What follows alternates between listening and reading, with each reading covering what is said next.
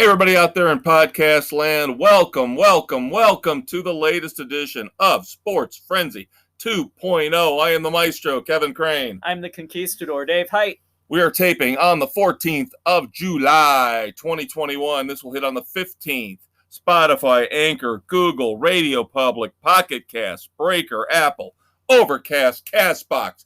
Don't forget to check out our Facebook page for NASCAR and football picks. And do not forget to rank us the highest you possibly can. Give us some feedback. Leave us a message. We'll communicate with you. All right. This is one of the slowest times of the year in sports, outside of mid-February. Yes. But we do have baseball news because the All-Star game was last night. It was painful to watch. See, and this is the problem, is that I used to be, when I was younger, when I was a kid, I know, get off my lawn, old man. When I was a kid, this was an exciting game. This was something I looked forward to. And this was even when it didn't matter. I've been one of the people that said I liked it when it mattered. They made the home field advantage for the World Series tied into this. That made it more interesting. But it used to be these guys played for league pride. They played hard. You could tell they played hard. And that's what made the game exciting and involving. Yeah. Now it's, we'll just go out. We're going to have fun. We're going to mess around with each other on each side. We're going to mic up and talk to the damn announcers in the middle of the innings during play. Sorry, that's fine for the position players, but it's completely freaking stupid when they were trying to talk to Nelson Cruz as he's walking up to the plate. As he's trying to focus on what he's doing, they're yammering in his ear, even when he's settling in and he swings at the first pitch and grounds out. Yeah, this will tell you how little I cared. I watched 5 minutes of the home run derby and 0 minutes of the game last night. Yeah. See, I didn't watch the home run derby because it doesn't do anything for me anymore. And then the other thing mic'd up. They had Liam Hendricks mic'd up. From the White Sox. He's out there on the mound to close, and they're trying to talk to him as he's looking in to get the first pitch. And they're still trying to talk to him through his third pitch, and throws the third ball to the first batter, and when he screams, damn it, that the mic picks up, I guess we'll just need to leave him alone to focus on his job right now.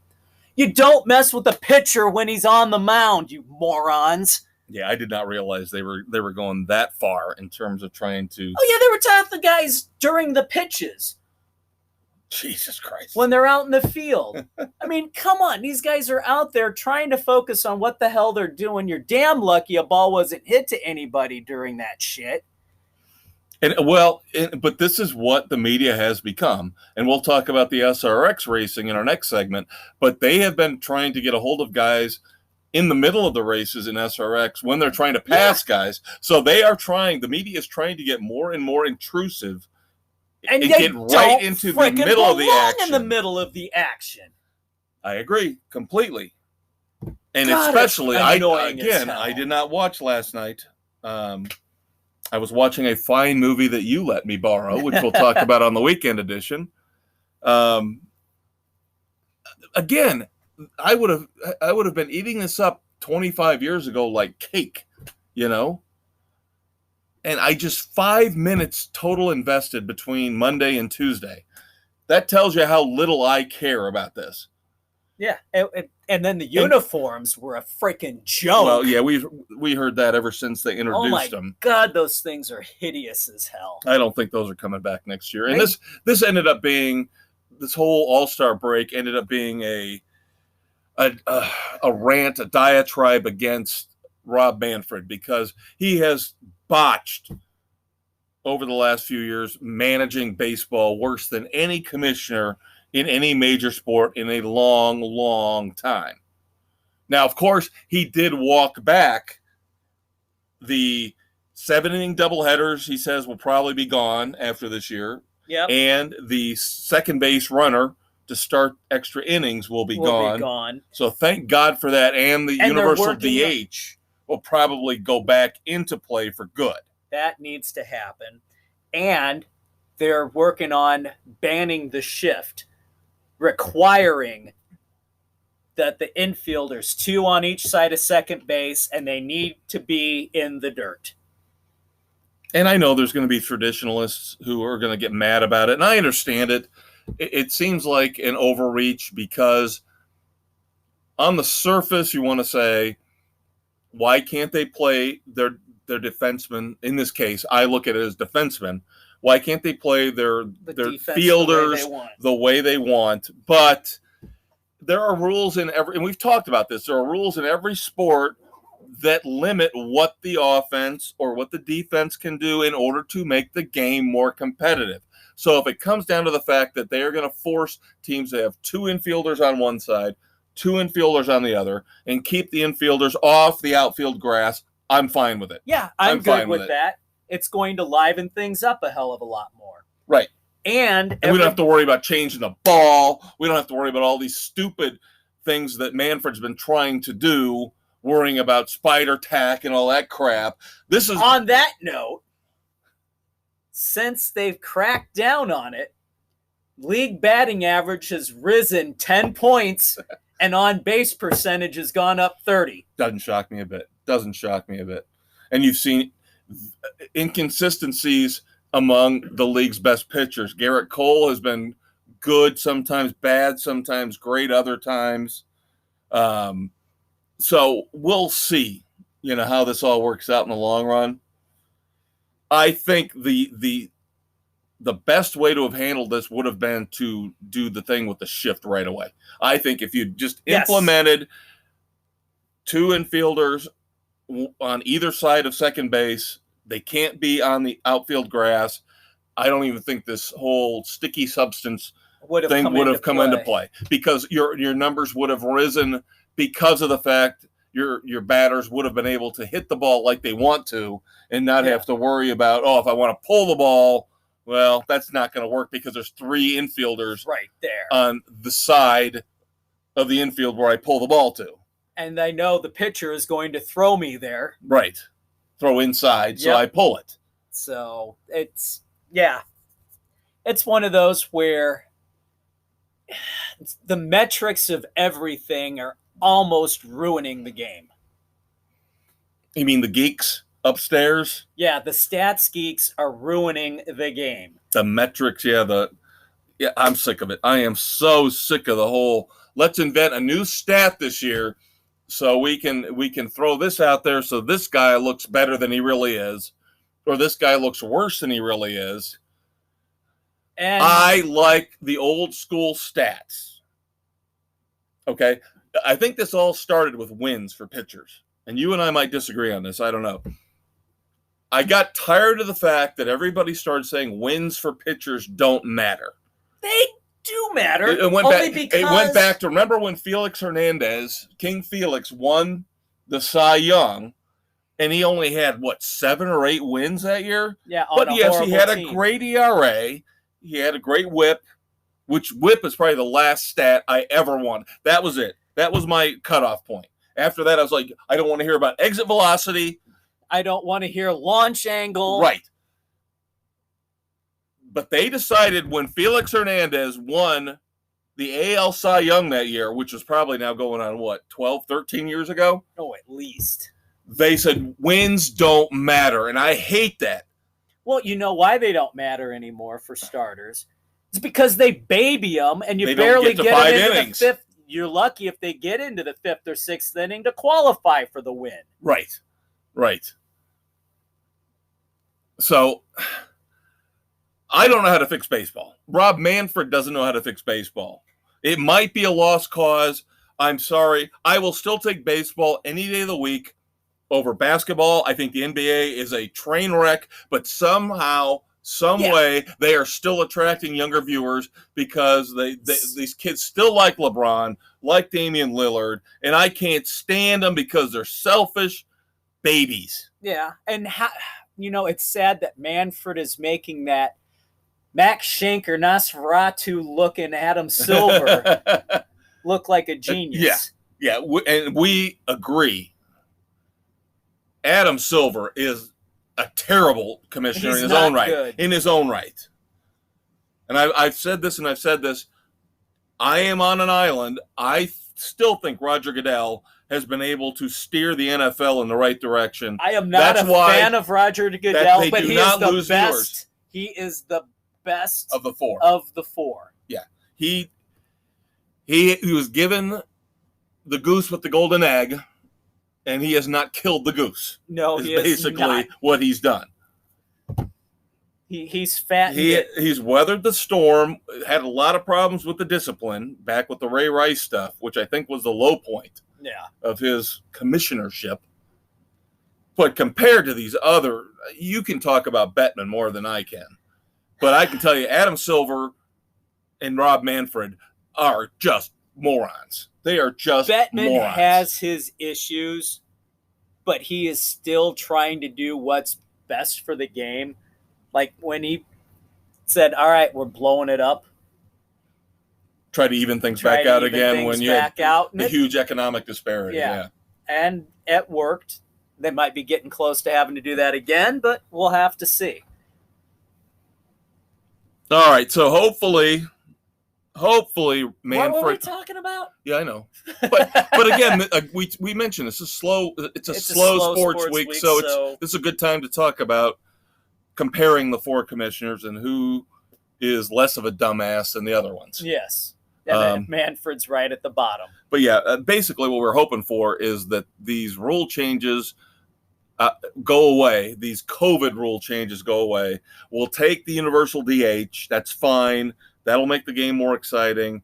If they decide to outlaw the shift, I can live with that too. Would be so happy with that. That would be a big step with all those changes. And institute the 15-second pitch clock.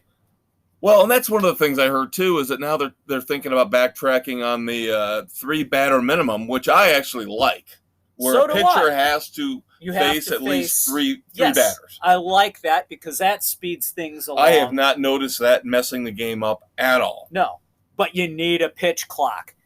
Some of these guys are ridiculous. Oh my God. Get the ball. Get your sign. Throw the ball. Quit walking around the mound talking to yourself. You're probably going to wind up pitching better if you're not thinking. I agree. I completely agree. And I say the same thing with the batters. Yeah. Don't let the batters keep stepping out and readjusting. And again, this is something we've harped on.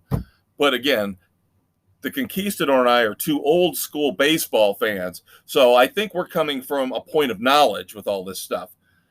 I lived with Nomar Garciaparra with the Cubs, and he was the worst. And I will say batters do take a step out real quick. Too many idiosyncrasies. Too many. You don't need to be going through that. All you have to do is take a step out, take a breath, readjust the grip, and then get right back in. You don't have to readjust your cup 4 or 5 times. You don't have to readjust your batting gloves. Right. Just take a moment, catch your breath, think a moment, what are they going to throw me, and then get ready to go. Right. So it's on all sides. Pitcher, batter, they all need to and tighten it up. And the batters will tighten it up once the pitchers do, because they're not going to stand there ready to go if the entire time if the pitcher's turn around and throw real quick. Right. So there you go. That's the state of the game according to Sports Frenzy. Now, your once a year diatribe rant about where baseball needs to get better here at the official halfway point. And of course, we'll recap all of this and give you more at the end of the season and then as spring training breaks. All right, let's talk about the draft.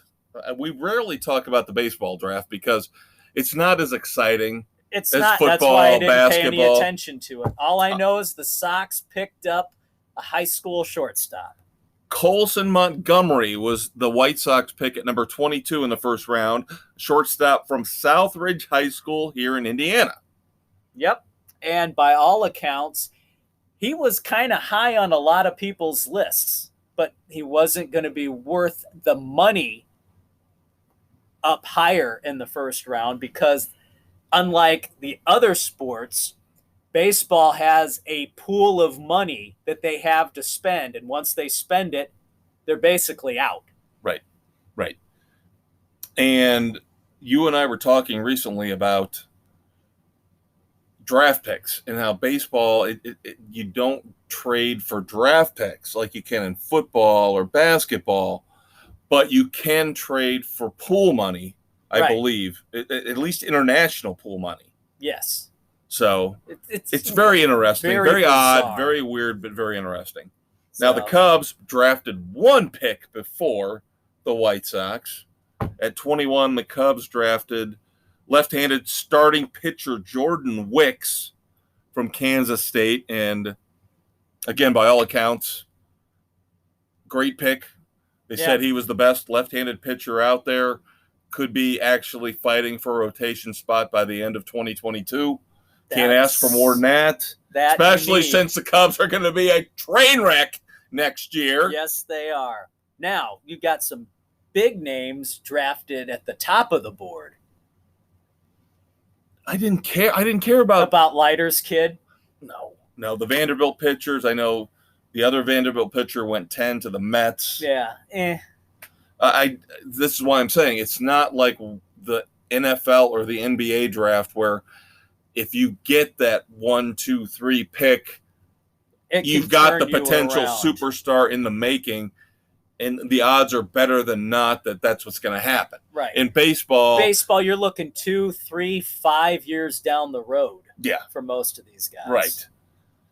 And it's more often than not that 3rd, 4th, 5th round pick in baseball is going to be able to make it to the majors depending on work ethic. Yeah. How smart they are, how quickly they pick up the game. Or when you get lucky, like the Sox did with Burley, picking him in the last round of the draft. That's what I'm saying. And yeah, I know what happens in football and basketball too, especially football. You know, everybody's going to look back at Tom Brady and say, oh, you know, late round pick, look, the greatest of all time. That's scouting, you know, that's coaching. And it's work ethic. In baseball, I think that's even more important because you're going to have this player, 4th, 5th, 6th round pick, wherever he might have been selected. He's going to have to go through AA, single A, triple A, 3 different managers, 3 different coaches. You know what I'm saying? Yeah. He's going to have a whole bunch of different pitching coaches, 3 different pitching coaches, yapping at him, telling him how to do this, how to do that. So they might actually give him contradictory advice.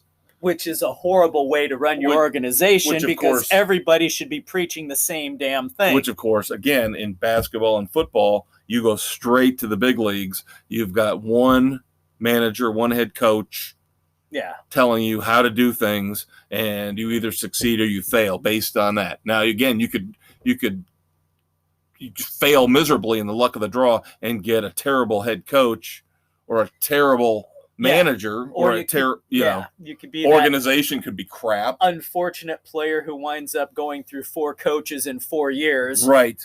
Look at Sam Darnold with the Jets. You know, look at that guy. You and I both agreed that he was not worthy of getting picked where he did. No. We did not like him at the time.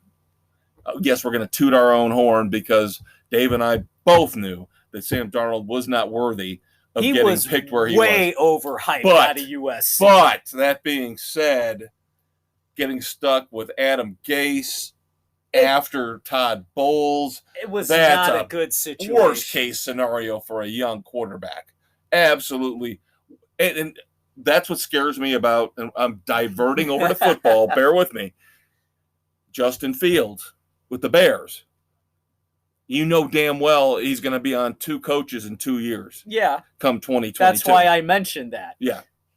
Yeah, you know damn well Matt Nagy is not going to be the Bears head coach in 2022. So Fields is going to have to deal with his coaching staff in 21. Complete switch over. And then 2020. I hate to say it, we're going to have to hope that Andy Dalton can be Alex Smith. For a year. Like Alex Smith was to Pat Mahomes. Yeah. Although Andy Reid was there, and Matt Nagy is not Andy Reid. But anyway, we've still got some baseball stuff to cover. We did not even talk about the actual result of the All-Star game. No. 5-2 American League win, which 8 years now. 8 straight. 8 straight now. And that's the way the All-Star game has always kind of been. They get on, the National League had a huge run. Was it like 20? Yeah, back in the 80s and the 90s, they just had a massive run. 70s, 80s. And had that big run. And then it was mid-80s where the AL broke through and went on a run. And Home Run Derby, Pete Alonso wins for the second straight year. Sounded a little, he was getting a little arrogant there. I am the best power hitter on the planet. Yeah, okay. Why don't you get your team to the World Series first before you start talking like that, okay? Yeah, it's easy to turn and burn on what you know is coming there. And Shohei Ohtani got the win as a pitcher. He did. Didn't do much as a hitter the whole All-Star game extravaganza. Yep. He was out in the first round in the Home Run Derby. He was 0 for 2 in the All-Star game, but still, just an unbelievable year he's putting together because this kid is phenomenal. Right before the All-Star break, that's key, kids. Right before the All-Star break, he broke the record for most home runs in a season by a Japanese-born player. He got his 32nd. I think he's actually got 33 now. Yeah. But when he hit his 32nd, he topped Hideki Matsui with 31 at the All-Star break. And we're talking about the record for the entire year. And he's already broken it at the All-Star break. And he pitches. Yeah. This is the greatest baseball player that you're seeing right now.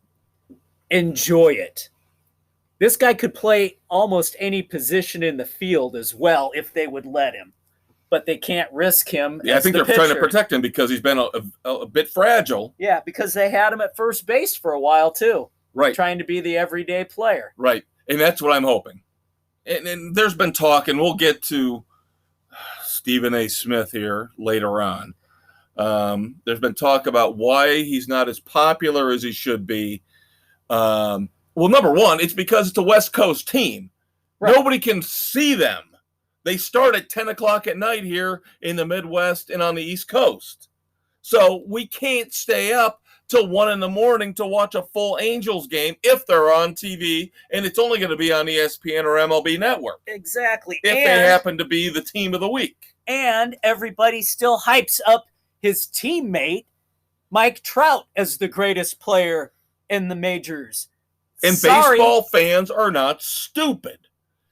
They look at Mike Trout, now they look at Ohtani, and they go, how the hell do the Angels have arguably the two best players in baseball, and they still can't get over the hump? They're still a 500 team at best.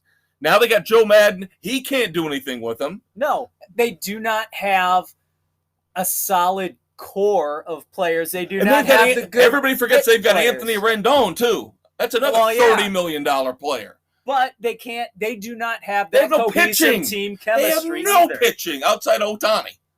You know, they have no pitching. That's why that's all they drafted this year were pitchers. Every round, the Angels picked a pitcher. Now, on kind of a down note here, as we're got to wrap up here in a couple minutes for the first segment. I hate to bring this up, but it's kind of creepy that the news came out that they had thwarted a potential mass shooting. Yes. At the All-Star game where they arrested 4 people at a Denver, Colorado hotel. Which was right there by the walkway to where everything was going. With a cache of weapons and in the car and drugs. And then they came out the next day and said that they had actually requested a room with a balcony. Yeah. Yeah. God, what are we doing with this society? We're so wrapped up in stupid crap, stupid, ignorant crap, and we can't. Thank God for the maid. She is a hero. Yes, she is a national hero for finding the maid reported. And you're not hearing anything about the four individuals. Well, wasn't one of That's- the four the whole impetus for the whole thing was one of the four was upset about getting divorced, is what I heard. But how did he rope in the other three? Were the other three anarchists who just kind of decided to take this guy and use his rage and his anger to push their agenda forward? Possibly. That's the thing we don't know. So we're still waiting to hear more about these individuals. So I think three were Hispanic. One was Caucasian. Going back to other baseball news to wrap up, we don't want to dwell on that because that's not what we do here. We got plenty of dumbasses and evil people in the sports world. Unfortunately for you, your pick for MVP of 2021 torn is ACL. Bye-bye. Ronald Acuna Jr. And it is bad for all of baseball. I'm not trying to rip on the conquistador, man. This is just sad for baseball. This guy was having a great year. And we were kind of going back and forth start of the year. Tatis, Acuna, you got Vlad Guerrero Jr., who was the MVP of the game. Yep. With a home run and 2 RBIs. But if he keeps going, how can you not give MVP to Ohtani? Yeah, I know. That sucks because they're both in the American League. Yeah. It would be nice, if you could split it up, but you can't. I mean, Ohtani's got to be the MVP. For the AL. And again, please stay healthy. The best thing for baseball is Ohtani stays healthy. He's MVP. Unanimous. Should be unanimous. Should be. Except Stephen A. Smith won't vote for him. If he has. We'll get to that later. He shouldn't have a vote. Miami starting pitcher Pablo Lopez set a modern-day record on the 11th of July by striking out the first 9 batters he faced. That's damn impressive. Atlanta Braves. So not only did the Braves lose their top player, but they got embarrassed by striking out 9 straight times. Yeah. And the funny thing is, after he struck out those first 9, no more strikeouts. Yeah, go figure. He did win the game, though. Blow he your did wad get the win. early, kids. Finally.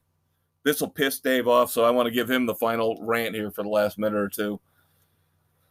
We had a lot of stuff happened last Wednesday, right after we got done taping. Last Wednesday on the 7th of July, we had another combined no-hitter that wasn't a no-hitter because it was only 7 innings because of these stupid 7-inning doubleheader rules. The Tampa Bay Rays had a combined no-hitter over 7 innings against the Cleveland Indians. So that's 2 this year, along with Bumgarner. Yeah, I'm sorry. You set the rules on what was a game. It doesn't matter if it's 7 or 9. You said what the complete game was. That's what it is. Yeah, I'm not a fan of this because we're going to have these 2 years here.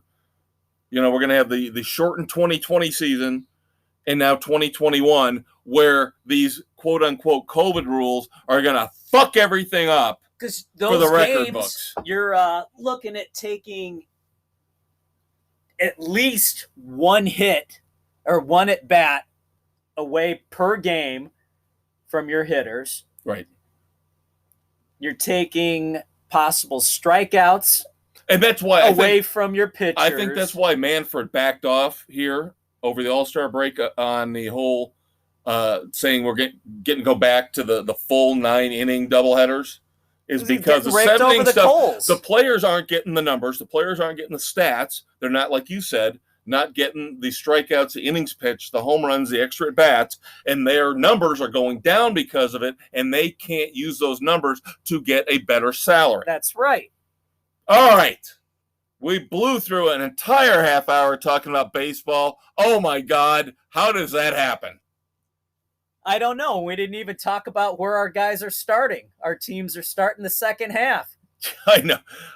Cubs 44-46. White Sox 54-35. Eloy Jimenez is in AAA rehab assignment coming up soon. Cubs suck. White Sox are good. That's all you need to know. Stay tuned, kids. NASCAR coming. This is Coach K, and after my retirement from college basketball, I plan to become an analyst on Sports Frenzy 2.0 with the Maestro and the Conquistador every Thursday on Spotify, Anchor, Google, Radio Public, Pocket Cast, Breaker, Apple, Overcast, and Castbox. And don't forget to check out our Facebook page. Welcome back to Sports Frenzy 2.0, taping on July the 14th, 2021. I am the Maestro, Kevin Crane. I'm the Conquistador, Dave Height, and it's time to hoop it up a little bit. Yeah, unfortunately, we do have to talk about the NBA. We're winding down here.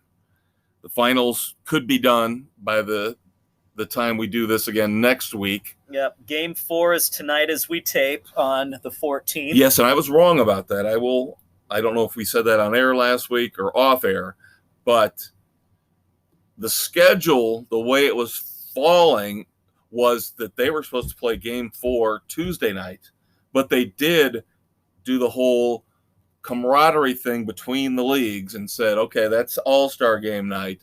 So even though they were in Milwaukee and they didn't have a travel day, they decided to take an extra day off. So tonight will be Game 4, as the Conquistador said. Yep. Suns are up 2-1 on the Bucks, and we'll see if the Bucks can turn home court into tying it up. I have been watching some of this. I have to admit, not tons and tons of it, a lot more than I did baseball with the All-Star game. But I've been ducking in, watching 10, 15 minutes here and there to watch the game flow. And I have said, and I think you agree with me, I think this is good for basketball. The ratings might not show it. No, but you got two teams really battling it out. That They're have out not been there for a long time. Yeah. I think this is great. And I think the fact that Giannis is back playing at a top level for the Bucks is great. Now they're both healthy, no excuses. Right. All those people are still bitching and pissing and moaning, saying Giannis is getting too many foul calls. What was it that he went to the line 17 times versus the whole Suns team going 16? Yeah. Yep, exactly. Good call, Dave. Well, isn't that kind of how the NBA manipulates things to get to a Game 7 in the finals? Is he or is he not? He's on the verge tonight. If he scores 40 points, does he not tie Michael Jordan for 3 straight 40-point performances in the finals? Wow. I think he does. That could be interesting. Yeah. And he's an enigma, wrapped in a riddle, dressed up in a conundrum, because he's not the greatest interview when you hear him. Obviously, his English isn't perfect, but he says some odd things. He says some weird things. He doesn't necessarily sound like he's the most driven player of all time, yet he's won the MVP. But that could also be the whole language. It could. And we'll get to that again with Stephen A. Smith here in the third segment. There's a comfort there. And yeah, I'm not trying to be Stephen A. Smith. Don't get me wrong. I'm not ripping on him for that. No. But, I mean, in terms of basketball, he's got the perfect body for basketball. I mean, he's tall, he's lanky, he's not too thin, he's just athletic enough where he can dish the ball off, he can rebound, he can score.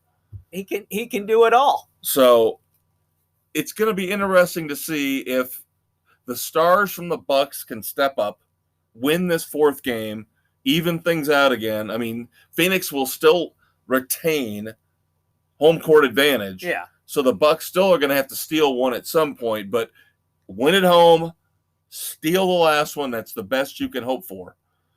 I still think Chris Paul. The Suns are still the team to beat. I still think they're a more cohesive unit. I still think with Monty Williams, they've got a nice cohesive unit there with Booker, Ayton, Chris Paul. And Chris Paul, I'm sorry, he'd be an idiot to leave Phoenix next year to do a money grab. Now you never know. Maybe he gets his ring and bolts. Yep. Or maybe pride will take over and he wants to try and repeat. Maybe he wants to get more than one. Boy, wouldn't that be refreshing to see an athlete not take the money. Maybe have a team actually stick together. Gee, where have we seen that recently? Yeah. Kevin Durant could have done that with Golden State, and he bolted. Yep. Look what that got him. The MASH unit known as the New Jersey Nets. Yeah. The walking and I'm still hoping that team never wins a title. Still hoping. I hope James Harden never wins a title. I hope Kyrie Irving never wins another title. I hope Kevin Durant never wins another title. Although I admit Kevin Durant of the three is one of the greatest basketball players of all time. Top 20 easily. Yes. Yeah, the day of the mercenary needs to end. Exactly. And of course, we don't have to say anything about the Lakers because I hope they burn in hell. Burn in hell forever, LeBron. Yep. All right. The tale of Team USA continues, losing their second game to Australia. Not a solid run, but they did back it up with a win over Argentina. Ooh. Yeah, and initially they lost to Nigeria. They lost to Nigeria. They lost to Australia, two of the stronger teams. And Argentina's the oldest team. So that does not necessarily say much for Team USA's condition. And to put it in perspective, ever since they allowed professional basketball players on Team USA, up until this year, Team USA had lost a total of 2 exhibition games. Yeah. They lost 2 this year. So our favorite coach of all time, Greg Popovich, and of course, he's got to be sniping at the reporters. He is such an immature little bitch. I hate him. He has become such... My God! He used to be a solid coach who gave great interviews and actually... You can't... No, he's high and mighty now. You can't call him out. You can't say anything bad about him. He actually said one of the stupidest things ever after the loss to Australia when they were down 0-2 in terms of exhibition games before they blew out Argentina. Keep that in mind. I said blew out Argentina.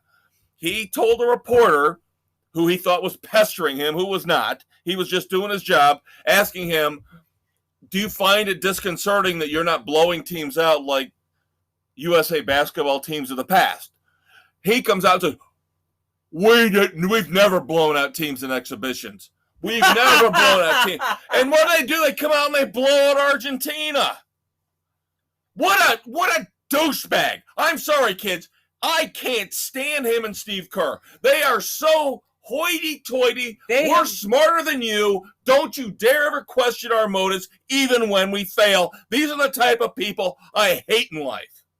Yeah, they got the taste of success, and they became assholes as a result. Yes. Ever since Tim Duncan retired, what have you done, Pop? What have you done? There you go. Oh! All right, NASCAR, time to move on to a more friendly sport and racing in general, because we do have to talk about SRX. Yes.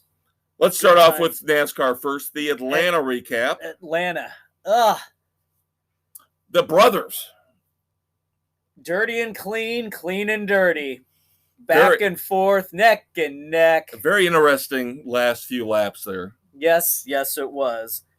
Kurt did everything he could to force Kyle to use up his tires. Change the lines just enough. Question, though. Answer, maybe. Not only did Kurt try to force Kyle to use up his tires, but when they were going through the lap cars, did Ross Chastain, Kurt Busch's teammate, let Kurt get a free pass, but then hold up Kyle at a crucial point to make sure that clean won over dirty? Yeah, and that's the part of and NASCAR team racing. Came out and said it was fine. That's what you're supposed to do. Teammates have done that for a long time, and it's fully legal. All right, so Kurt Busch now locks himself into the chase. He was flirting on the edges of the points, but now he is in.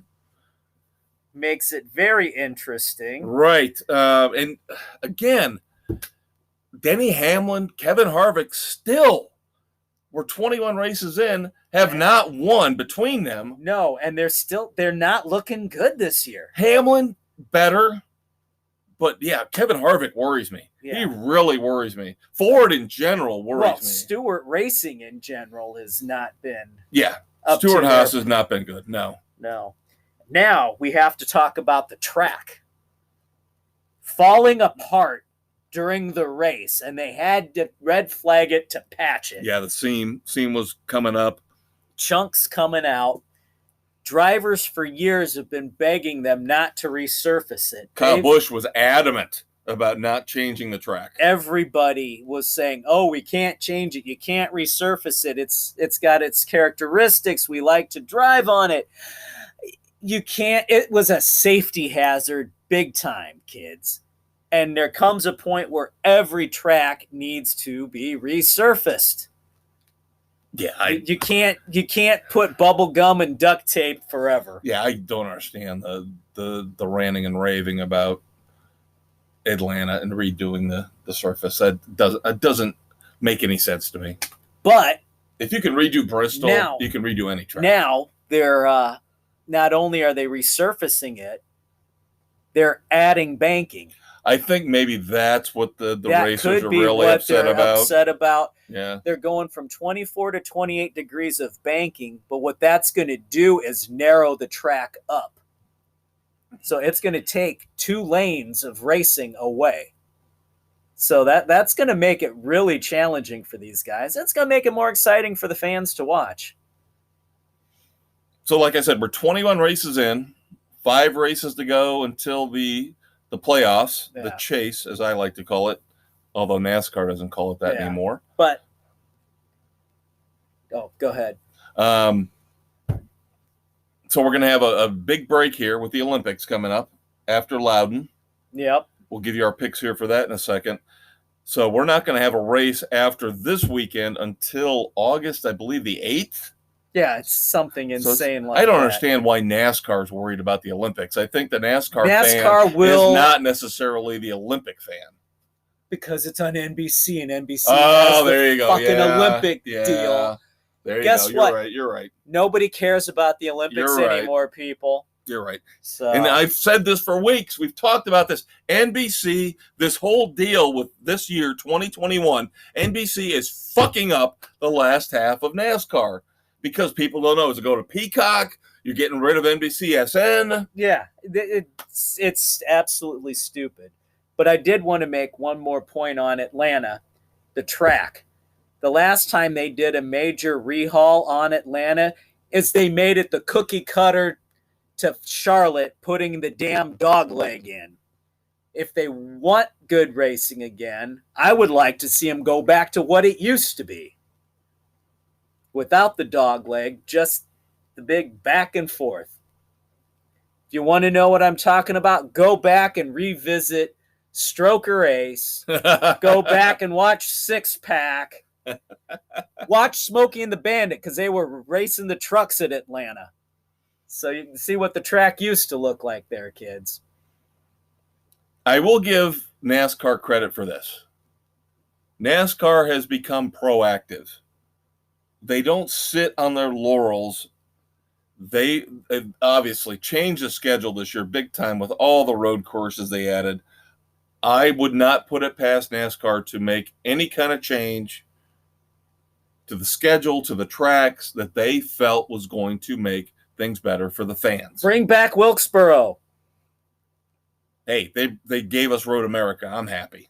I want another short track in Wilkesboro. Wilkesboro produced some phenomenal racing in its history. All right, so our picks before the big Olympic break, as the Conquistador said, forced on us by the evil empire of NBC Universal. Going Comcast. To my least favorite track of all time. The Foxwoods Resort Casino 301 from Loudon in New Hampshire. Hated that track from the time it debuted. It should be nuked off the planet.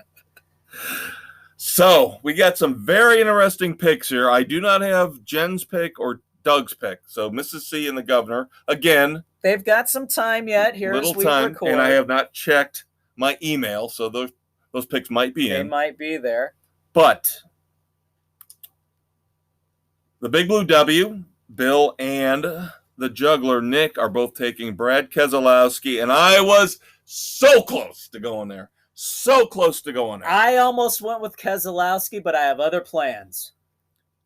I am worried. We just talked about this. I am worried about Ford. Ford is not running well. No, they are not. You cannot look at the year stats. You know, you look at who's run well at Loudon. You look at who's run well at Atlanta or whatever track you want to pick. You can't use those stats as verbatim picking, you know, these are the be-all, end-all standards I'm going to use to make my choice because the Fords are not good this year. Harvick is not good this year. No. So it's all a crapshoot. So Bill sent me his pick, of course, early. He's always awesome about this. Awesome Bill from Illinois. Yes. Not Dawsonville. But he always sends me his pick within a day after I remind everybody what the race is that's coming up. And he said Keselowski, and I emailed him back, and I said, I'm leaning that way. Really want to take him, not sure yet. This was on Monday. I was leaning towards him on Tuesday. And then I said, finally, what am I doing with my life? What am I doing with my sports frenzy life? I am not looking at this anymore the right way. I have enough of a points cushion with 4 races to go after this. Yeah. Why am I playing for points? Because I was going to take Keselowski thinking, oh, he'll have a good points race. Said, hell no. You're going for I the want win. the goddamn win, and I don't care about the last 4 races. I've got enough of a points cushion now where I can play around a little bit. I don't have a Chase Elliott. I don't have a Martin Truex for the next 2 road courses. So what the hell does it matter there? Super Speedway, Daytona, race 26 doesn't matter. So the only one I care about is Michigan. I've got my driver for Michigan. So I'm going to burn my last dirty Busch. There you go. I don't care. I thought about it.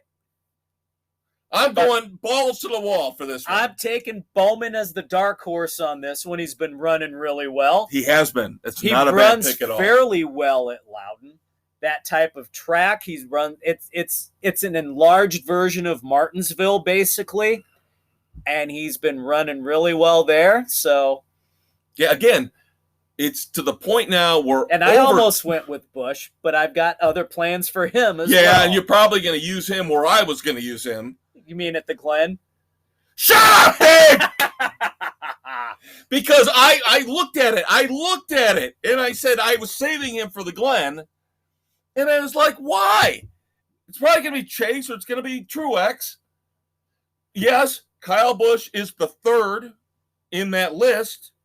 And I don't have Chase left, and I don't have Truex left, kids, because we only get to choose these guys 3 times. I've got my final Kyle, and I have a final Truex. So, there you go. I just like, he's starting from the pole. Because of the stupid formula. Ugh. Yeah. I can't pass up on this because in the end, I think it's going to be, if he doesn't win, I'm going to get as many points out of him as I would out of Keselowski. Keselowski is the 10th place driver, by the way, which is the one we have to worry about in terms of having enough points to beat him to make the playoffs in our contest. Yes.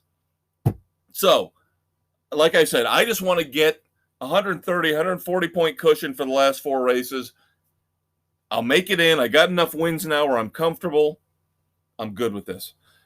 The elder statesman taking Kyle Larson. He's burning his last Kyle Larson. Yep. Again, I will tell you, I told you this last week. I would have saved him for Michigan. Yeah. I would have saved him for Michigan. And I'm not trying to be a jackass to you. I just would have saved him for Michigan. And you never know. If I'd had one left. I don't have any left. Yeah. So. No, that would have been a good pick for there, but. And hopefully, Nick and Doug and Aaron don't listen because I think all three of them still have a Kyle Larson left. And finally, out of the 6 picks we've got in, Aaron, the Big Easy, is taking Joey Logano, so he's going forward.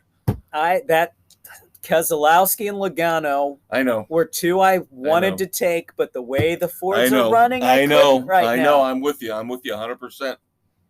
100%. So we'll see how this plays out. Quick NFL notes here to wrap up segment 2. Oh, we've got SRX. I'm sorry. SRX. I am completely you off. forgot the SRX. Off course on this because I forgot we got SRX to talk about. Slinger Speedway in Wisconsin. Race number 5. Fastest quarter mile. Yep. The 5th race out of 6 for SRX. Now, you and I did both watch this. Yes. I love the broadcast. I love the racing. So well Hinchcliffe done. is back for this one. Yeah, was back for this one. Very good again. In the booth. Solid. Yep. And great freaking track. A Fun. lot of action. Sold out. Yeah. Great to see a sold out track. I don't care if the ratings suck. Sold out track is all I care about. That tells me there is interest. Yes. And Luke Fenhouse, 17-year-old driver, was the local hero. He won, what was it, the big Slinger Championship, their big race. Won it earlier in the week. To qualify. And because he won it, he got the opportunity to run this SRX event. And damn, did that kid put on a hell of a show. Great run. Best run from the local hero slot. And we're not going to get into the details about how SRX runs it, but you always, at every track, have what they call a local hero, somebody who runs that local track all the time and is very popular and has won a ton. Yeah. We had a local hero win race 1, and we should have had one win here in race 5. Yeah, Fenhouse got screwed by the SRX because took the white flag and he was sailing down the backstretch going into 3 when the caution came out. And nope, we got to go green, white, checker. No! I hate that. If you're that damn close, if you're on the last lap, you don't green, white, checker it. Sorry. I know, but we're thinking NASCAR rules versus SRX rules. I know. SRX wants to finish under green. Yeah, no matter what. I agree. He got robbed. He got robbed because nobody was going to catch him. He had such a lead at that point, and they double filed him up, and Marco Andretti jumped the race start on him and got the win. Yeah, and Marco Andretti did admit in the post-race interview that this was not going to be a popular win. Right. He knows. But I don't know if he was saying that because he beat the local hero or because he knows he shouldn't have beat the local hero. He shouldn't have beaten the local hero. Right. He knows he should not have won that race. Yeah. Yeah, Luke Fenhouse should have won that. So we're heading to Nashville for the final SRX race. Yep. The finale will be this coming Saturday at the Nashville Fairgrounds. Yes. That'll be fun. Haley Deegan will be back for her fight. She will, and the thing that they fixed, which I love, give SRX credit. They are fixing things on the fly. They're trying to. Yeah, they're listening adjusting. To us. Is what they're doing. They're listening to us. You know, they're listening to us and they're fixing things as we say they should. So now Tony Kanaan's points and Haley Deegan's points are combined. Good, because Kanaan and Deegan are, at the end of this are going to be 3-3. Right. So Haley's going to run, and she was great again at Slinger. Yeah. Really good. And she got into it with Paul Tracy. Now, I will say one thing about that. She was going for the position. Tracy came down on her, and she didn't back off. No. She did not back off at all. And Tracy is an idiot for thinking she just dumped him. He came down into her. Let me ask you something. Let me put something out there. Is Tracy hired just to be the foil? That's my brother from another mother, because I was just going to say, is he intentionally trying to be the bad guy? because every week he's coming out and saying, I'm going to dump this guy. This guy dumped me. I'm going to go out after him. Or Haley dumped me. I'm going after her. Every week, I think they have just told Paul Tracy, just be an asshole out there. We need the ratings. We need a bad guy. We need some kind of interest generated from you being a douchebag. It's fun. Yes, and I think it's good racing. I really do. I am enjoying it. Michael Waltrip's interviews are always good. Yeah. I mean, the entire broadcast team is phenomenal. I've always liked Alan Bestwick. Right. And now for the final week, they're bringing out the big guns in that, not the broadcast team, but the ringer, quote unquote, because there are 10 regular drivers. Right. The local hero and the ringer. The ringer for Nashville will be Chase Elliott. Chase Elliott will be running against his father. Yep, the first time the two are going to be on the track together. Chase has got a full weekend because I've read he's running other races, and of course he's going to be running the Cup race at Loudon. So he's going to be a busy boy, but again, they've got 2 weeks off. Yeah, so they can do it. Yeah, I'm telling you, kids, please check out the last race at least. Check out the SRX race at Nashville Fairgrounds. You will not be disappointed. This coming Saturday, the 17th of July, 8 o'clock on CBS. They run a tight race where they keep it within their window, and it's beautiful. Yes, it's a great race. It's great. It's not like watching the XFL. Let's put it that way. It's not cheesy fourth tier entertainment.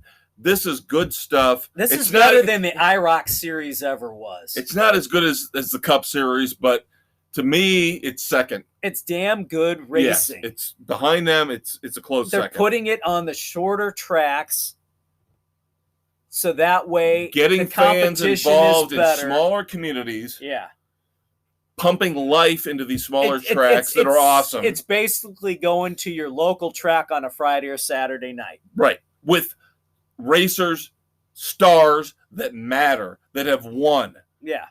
That are huge Hall of Famers in their profession, whether it be IndyCar, NASCAR, Trans Am. Yep. With just Ernie across Francis. The board.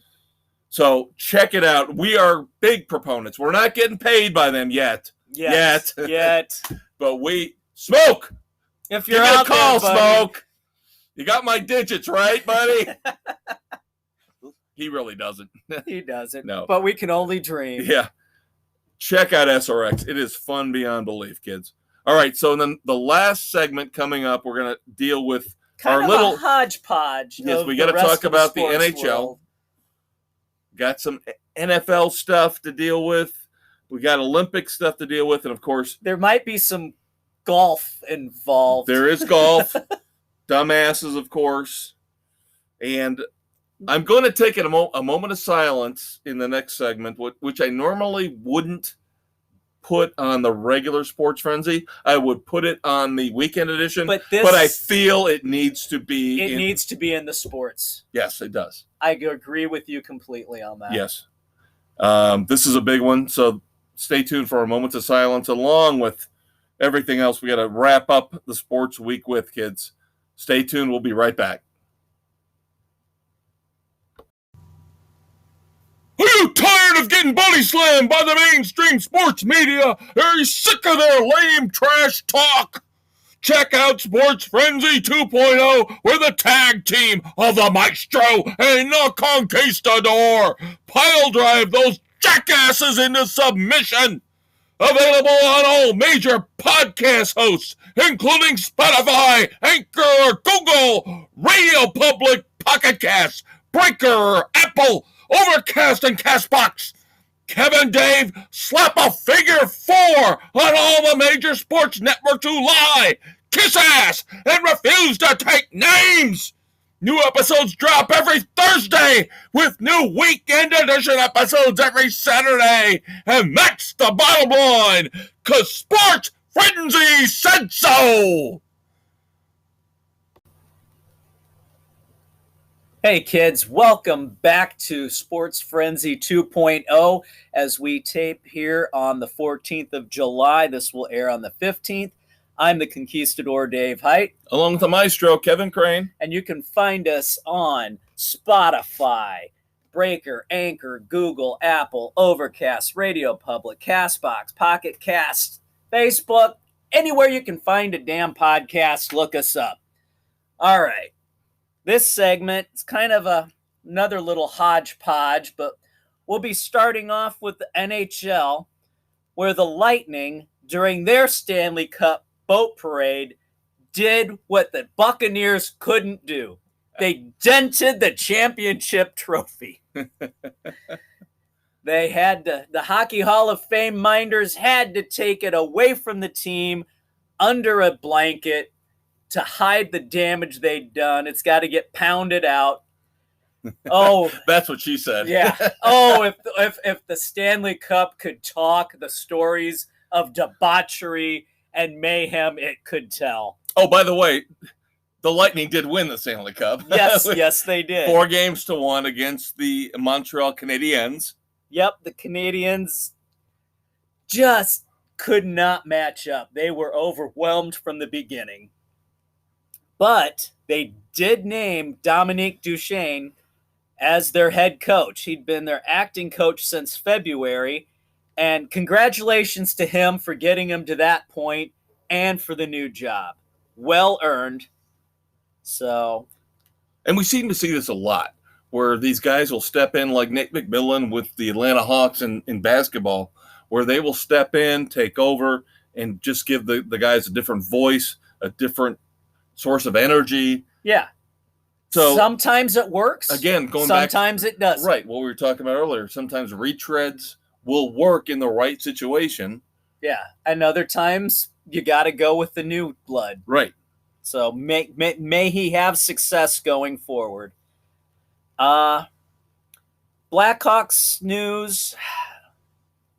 Big trade. Fan favorite Duncan Keith traded to the Oilers for defenseman Caleb Jones and a conditional third-round pick in 2022. This hurts as a Hawks fan, but his play has declined. He has lost a couple steps.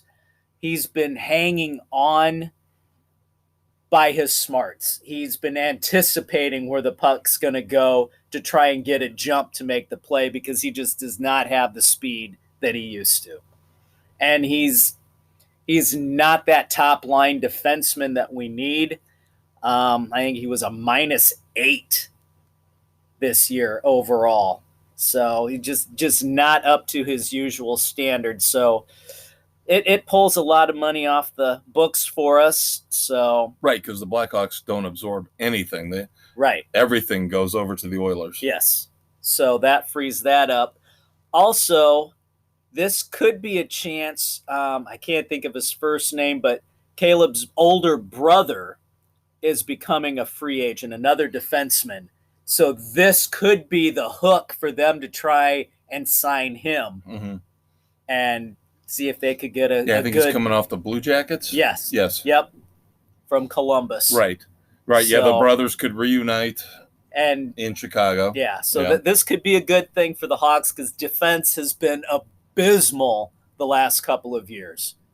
So that's been a real weak point for them. In other Hawks news, I hate to bring up the negative, but that whole sex abuse case that's being reviewed, Coach Q has said he will make himself available for the investigation.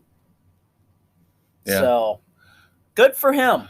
Yeah, little by little, this is starting to come out.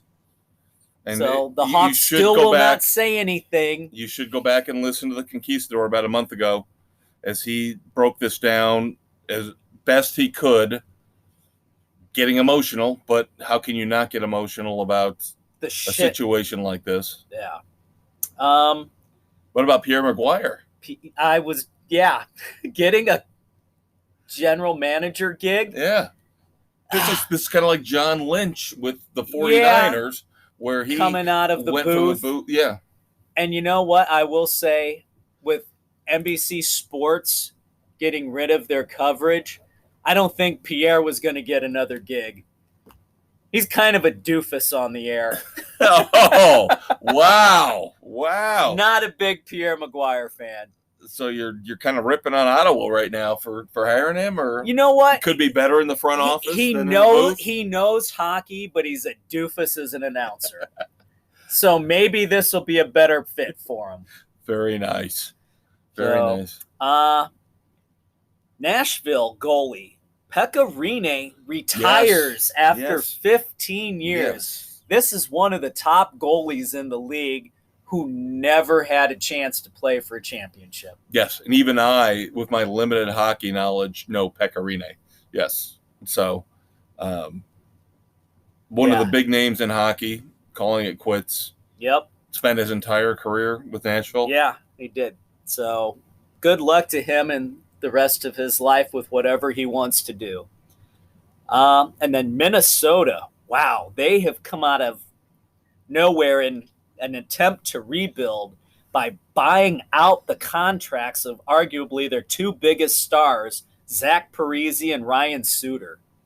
They both had 13-year deals originally, right? Yes, they did. And so they bought out the last 4 years, and Minnesota is going to be paying each of them $6.7 million a year for the next 8 years. Can we say Bobby Bonilla Day? Yes.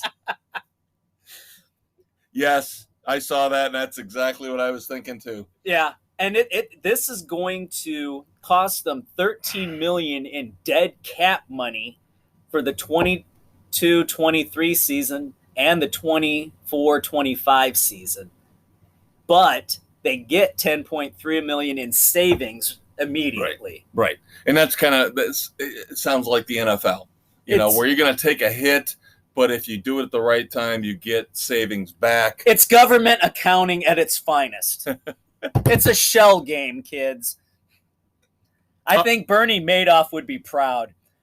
Pyramid schemes all around us. All right, time to hit some miscellaneous notes in the sports world before we get to our big moment of silence. Dave's got some golf stuff. I'm going to let him have that. I'm going to talk real quick about how the Olympics suck ass. Number one, no fans, which I guess I understand. Hopefully, God, when is this COVID thing going to end? Oh, but now there's the whole thing because they're trying to throw America in a panic because, the Delta variant. We've heard that for it's weeks, raging across Europe and it's not going well. And we may have to stop these super spreader events. We were at a concert for 25,000 people this weekend. Check out the weekend edition to hear our view. So I'm not worried about the Delta variant, the Beavis variant, the Butthead variant. I don't care. All I'm telling you is the freaking media is trying to scare everybody again. We're fine. We're get your damn shots, and this will all be over. 4 days out from a 25,000 people gathering, and we're fine. Yeah, and I've got 2 days, and I'm going up to another one. There you go. And I got another one in 3. So there you go. We're living on the edge. Check out the weekend edition, kids. We'll talk about all of this. All right. This could be the first concert in ages where you and I on the same weekend go to different shows. I know. This is odd. Yeah. Weekend edition. All right. All right. Now, before you get into your golf stuff, one more thing. Shame on the USOC. They are trying to put forth a logo for the U.S. Olympic team for this year, for these Olympics coming up in a couple weeks, where they're changing the United States flag. Shame on them. Shame on them. Bullshit. Screw you. What, does Macy Gray all of a sudden tell you what to do? You're changing the American flag? No. You disgust me. You disgust me. Now, for sure, I will not watch any of the Olympics. I am boycotting for this crap. Of course, I can't do a visual. If I could, I'd be holding up a middle finger. But I'm talking about the flag. You can't see the flag version they want to put forth unless you Google it. So Google it, kids, and just see. Again, political correctness run amok, liberalism run amok. We're sick of it. We're tired of it. Dave, talk about golf. All right, I have to bring it up because we're leading up to the Open. The final The major final of the year. major, the British Open at Royal St. George. Watch out for the bomb craters, kids. They're like 100 foot deep, 5 miles I think wide. that's a little much. I think it's 40 feet.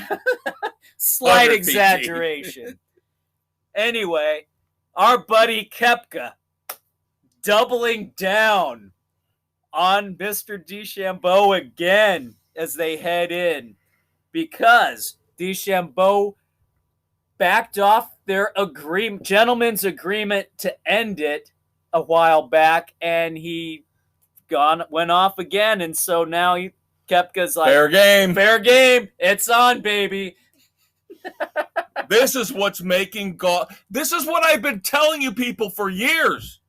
Well, not on the podcast, but on other formats of Sports Frenzy. We don't need Tiger Woods. No, we need This is making golf fun. interesting. Koepka versus DeChambeau is making. This is like the SRX with Paul Tracy against the field. The match. We talked about the boring match last week. Next year, Mickelson, Koepka versus Rogers and DeChambeau. Let's do that. Let's do that. But of course, you can't have two professional golfers. You'd have to get Koepka. So let's have Brady and Koepka. There you go. Yeah, that's what I meant. Sorry. Yeah, Brady and Koepka. There we go. Oh my God. Sorry, Phil. Take a back seat to this one. Get the arrogant douchebags versus the champs, the potential goats of all time. Yeah. Oh, this could be fun.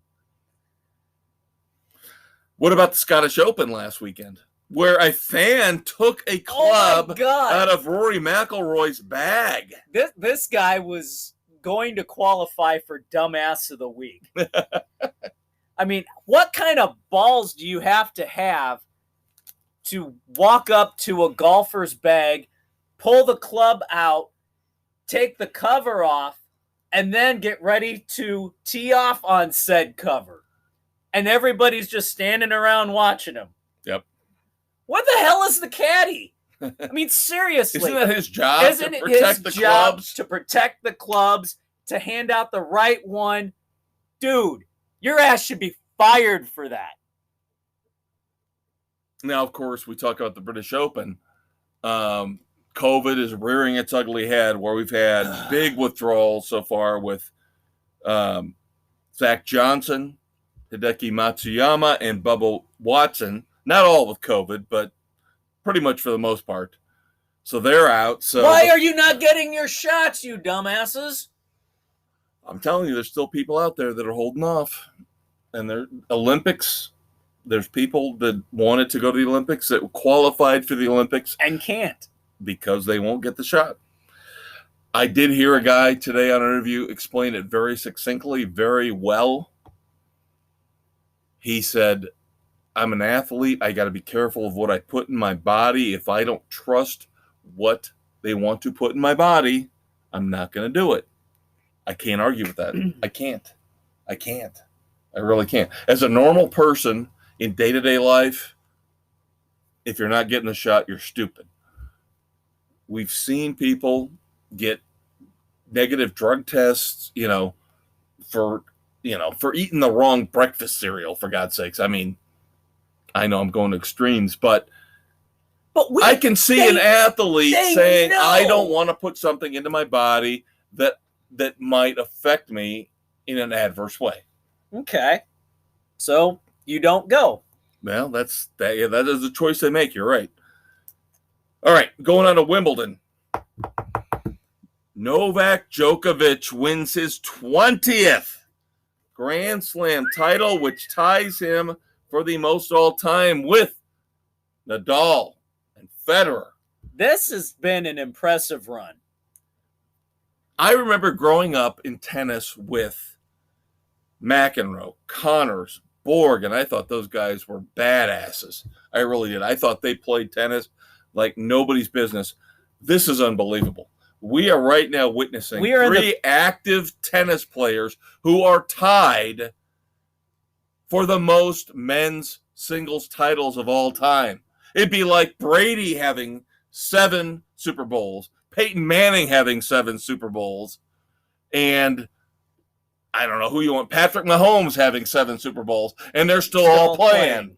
I mean, this is unbelievable. And the thing is, Djokovic is probably in the best position to win more and take the title away from the other.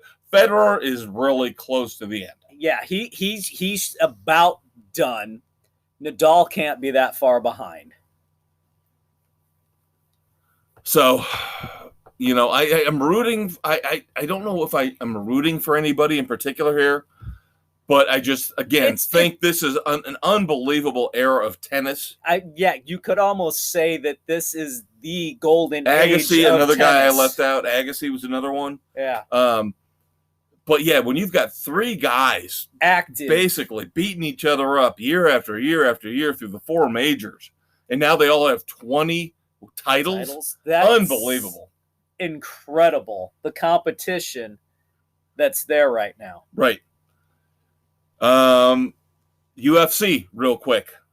Oh my God. The Conor McGregor, Dustin Poirier debacle. Conor McGregor. Well, no, he did break his leg, so I can't call it a debacle because it's not like he tapped out because he was just tired. He had a broken leg in 2 places. Yeah, he got his ass handed to him. And I'm sorry, you talk about the poorest loser, the biggest douchebag in sports. I will lay it out there. This guy is a complete asshole. And his handlers or whatever, he just needs to know when to shut the hell up. The threats that he made, he could be charged for. Bringing the wife in. There's no excuse. Wife or girlfriend, I can't remember. It is wife, okay. There's no excuse for McGregor's actions other than that he's an asshole. And he's rich beyond belief, so he can do it. And I'm sorry, Dana White. You're a piece of crap, too, for continuing to allow this guy to come in and participate. He enables him. He does. He enables him. You're out for the money grab just as much as he is. Yep. All right. Quick NFL tidbits here before we move on to our moment of silence. The Washington football team will have a new name and a new logo coming in 2022, but I find this very odd, very hypocritical. Nobody's brought this up, so you're here to hear first. Now, this part you've heard. They will not call the team the Warriors, which was supposedly the front runner. Right. They're not going to have anything in any relation, whatever. Here's my problem with this. Fucking big problem. You want to say we're not going to have any relation to American Indian imagery. Yet now the front runner is Red Tails. So it's okay to have African American imagery, but not American Indian imagery. That's hypocritical. That's bullshit. You better go for something more generic, because if you pull this, you are no better than all the PC crap we talk about on the weekend edition and talk about here, where you just kowtow and kiss ass to the American Indians. Never get a fucking say. They never get who in the American Indian community has said Warriors would be offensive to them? Who said that? Who said that? I have absolutely zero tolerance for this crap anymore, because we're getting to the point now where this is over and over and over again. We gotta kiss ass to the politically correct community. It better not be Red Tails. You better not be fucking Red Tails, because I will call you out for it. As much as I admire the Tuskegee Airmen, as much as I admire what they did, You can't turn around 180 and go, we're not going to have any imagery involving American Indians, but then go, okay, we're going to have the African American imagery. You can't do that. You can't. Make up your mind. One or the other or neither. See, now I don't have a problem with this. I have a huge problem with it. I think it's bullshit. You're screwing the American Indians again. What about the Blackhawks? They got approval, didn't they, to keep that name? For now, yeah. What about the Warriors implies anything about denigrating the American Indian? What in the name of... I'm not talking about Redskins. Yes, it's gone, good, it's gone. This is bullshit. I thought it was just an homage to the movie gang. Warriors, come out and play. Oh, God. We're going to talk about this more because this... another day, because this just pisses me off. This is so hypocritical. You know what? At this point, we're going to favor one minority over another. How about we care. stop favoring anybody and just put out a name that everybody can love and deal with? And Warriors, to me, would have been awesome. Why not? You've already got the Warriors. Like you said, in the NBA. Did you hear the crowd? Yes, the Warriors and the Golden State Warriors. Yeah. You could have the crowd going, Warriors, come out and play. Exactly. Would that have been awesome? It's a marketing boon. All right. Quick trivia before we go on to our moments of silence. Dave, we're moving into the NFL for the first time with a 17-game schedule. Can you tell me how many teams have played a 17-game season? Yes, it sounds odd, but trust me. Did I say teams or players? Players. Players. Okay. No, you said teams. Okay, I want players. Sorry. How many players have played in a 17-game season? Yes. Are we talking regular and including through the Super Bowl? Regular season only. Regular season only. 17. Regular season games. I cannot. 8 players. I give credit to Yahoo Sports for this. 8 players have played a 17-game season because they were either traded before their team had a bye week, and then they missed, or released. Yes, so they did not get a bye week. Yes. Intriguing. I thought that was fun. All right. Time for our moments of silence. Before we get to our actual moments of silence, I do want to pass on something I missed last week. I'm praying for Mark Richt, the former head coach of the Miami Hurricanes. He does have Parkinson's disease. I ripped on him in the past because he did not achieve as much as I hoped he would with the Hurricanes, but that does not mean I do not hope that he gets through this and his family gets through this as best as they possibly can. Yeah. Now, pray for the best. Unfortunately, we do have one sports moment of silence. Normally, we would maybe put this in the weekend edition, but Mr. Wonderful, Paul Orndorff, one of the greatest wrestlers that we grew up with, part of the main event at WrestleMania 1. Master of the pile driver. This guy was Roddy Piper's tag team partner. He was awesome. Even though he played the villain, he was one of my favorite wrestlers of all time. See, I like the villains. So, of course, that was something else we talked about. This is the 25th or 35th, probably 25th anniversary of the NWO. Yeah. The ultimate villains in wrestling. People still to this day, I see, wearing NWO shirts. Yep. Not bad. But yeah, thoughts and prayers to the family of Mr. Wonderful, Paul Orndorff. Yep. Thoughts and prayers to the family of Alex Gibbs, Broncos offensive line coach, for their Super Bowl runs. So, all right, couple dumbasses here to wrap things up. First off, this just hit today. I have said this guy was a dumbass for years and years and years, and nobody listened to me. It's about time you started listening to the maestro. I told you, Richard Sherman, he's got a Stanford degree. He's a brilliant man. He's so eloquent. He's so smart. Richard Sherman just got arrested on a domestic violence charge. No bail. I knew this guy was a scumbag. I told you for years he was. He's a pretentious douche. This is what you get. True colors have come out? It seems so. And the last one, before we say goodnight. Big one. Stephen A. Smith. Probably one of the most ignorant comments I have ever heard. From one of the most ignorant commentators of all time. Which is saying something because he said some stupid stuff in the past. He is an arrogant jackass.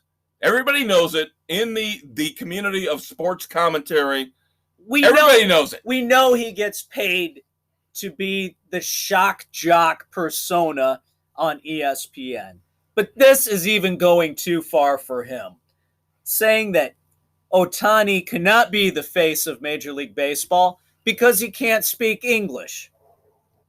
Every interview is with an interpreter. Well, guess what?